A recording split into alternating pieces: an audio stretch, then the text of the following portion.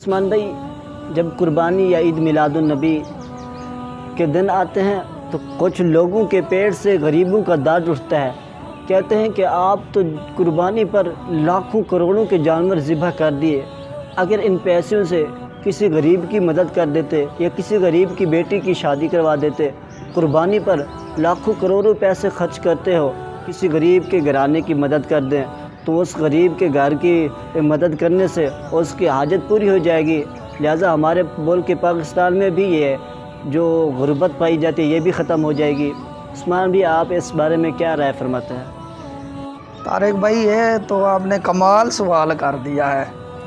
واقعی یہ لوگ ایسے ہیں کہ ان کے درد جو ہے نا پیٹ کا، یہ صرف قربانی، ربیع الاول یا میلاد شریف کی محفلیں ہوتی ہیں اس وقت اٹھتا ہے۔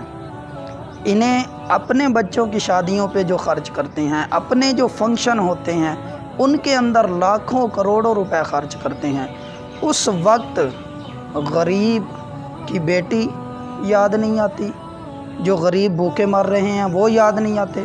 اگر یہ ان جو اعتراض کرنے والے ہیں یہ خود دیکھیں تو ان کی جیب کے اندر لاکھ والا موبائل موجود ہوگا، کیا اس سے کام والے 50,000 والے موبائل، 30,000 والے موبائل یا 20,000 والے موبائل سے کام چلا کر وہ غریب کی مدد نہیں کر سکتا؟ محترم اسلامی بھائیو، یاد رکھیے گا یہ بات کہ قربانی والے دن صرف قربانی کرنا اللہ تعالیٰ کے ہاں سب سے زیادہ محبوب۔ سنن ابن ماجہ کی حدیث پاک کے اندر ہے، حدیث پاک کا خلاصہ ہے، نبی اکرم شفیع محشر صلی اللہ علیہ وآلہ وسلم نے ارشاد فرمایا کہ ابن آدم کا یوم النحر کے دن قربانی کرنے سے افضل کوئی بھی عمل نہیں ہوتا۔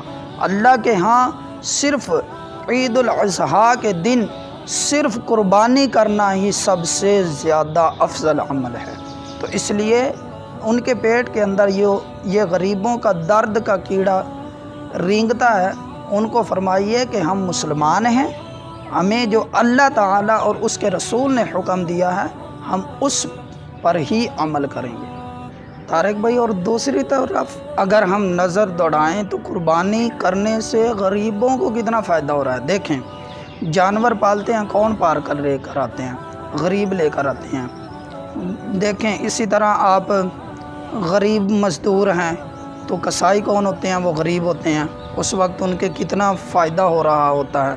اسی طرح کھالیں جو ہوتی ہیں کہیں یہ غریبوں مستحقین تک پہنچتی ہیں، اسی سے غریبوں کے بچے جو ہیں مدارس کے اندر جب کھالیں جاتی ہیں تو اسی سے پھر غریبوں کے بچے جو ہوتے ہیں وہ کیا ہے پڑھ پاتے ہیں، اپنی تعلیم حاصل کر سکتے ہیں۔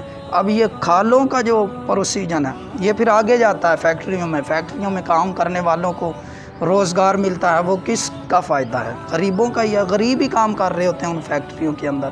اس طرح اگر ہم دیکھتے چلے جائیں تو اس قربانی کے اندر بہت سارے فوائد موجود ہیں، تو یہ صرف ان کا اعتراض کرنا یہ بلا وجہ ہے، اس کا کوئی سر پاؤں ہی نہیں ہے، یہ فضول کا اعتراض ہے۔